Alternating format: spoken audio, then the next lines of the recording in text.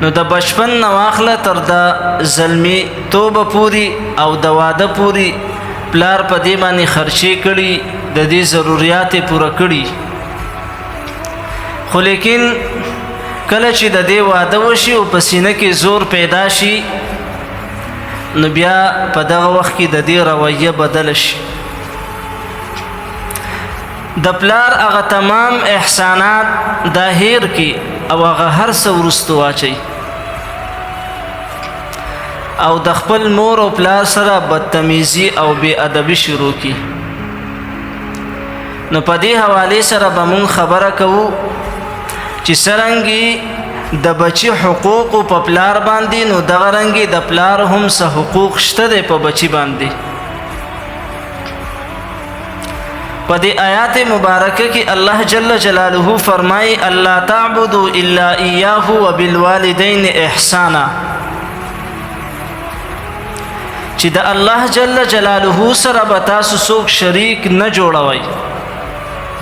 او د مور او پلار سره به احسان او ښېګړه کوي دلته کې الله جل جلاله د خپل عبادت سره سره د مور او پلار د ښېګړې ذکر هم او فرمایلو او دا خبره واضح کړل چې د عبادت سره سره د مور او پلار خدمت کول د مور او پلار سره حسن سلوک کول دا واجب دي لکه څنګه چې په سورې لقمان کې وفرمایل انشکر لی ولوالدیک چې زما شکر ادا کړئ او د خپل مور او پلار شکر ادا کړئ یو کس رالو د رسول الله صلی الله علیه وسلم نه تپوس وکړو وی په اعمالو کې د ټولو نه بهترین او ښه عمل کم یو دی رسول الله صلی الله علیه وسلم او فرمایل چې په خپل وخت باندې منځ کول د سوال کوون کې بیا تپوس وکړو چې د منځ نه بعد کم یو عمل بهتر دی نو رسول الله صلی الله علیه وسلم او فرمایل چې د خپل مور او پلار سره حسن سلوک کول د خپل مور او پلار ادب او احترام کول د خپل مور او پلار خدمت کول کې بل حدیث کې راځي وې دا مور او پلار چې دي نو دا ستا د جنت دو دروازې دي ستا خوښه ده که د دې دروازو حفاظت تکي او که دا دروازې ته ضایع کوي انسان دا پتا باندې منحصره ده الجنة تحت اقدام الامهات دا جنت چې دی د مور او پلار د خپو لاندې دی الاب وسط ابواب الجنه دا پلار چې دی دا د جنت هغه منځنۍ دروازه ده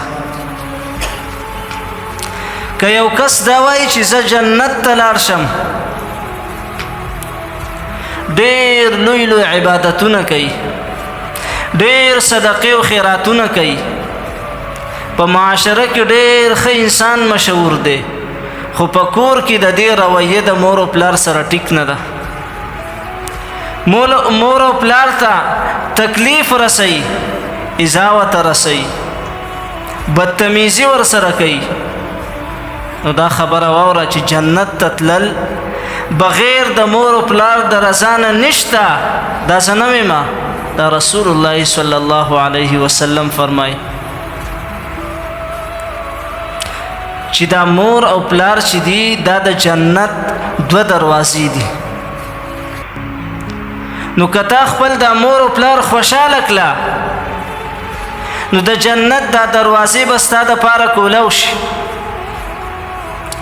او کچری د مور او پلار دی خوشاله نه کړه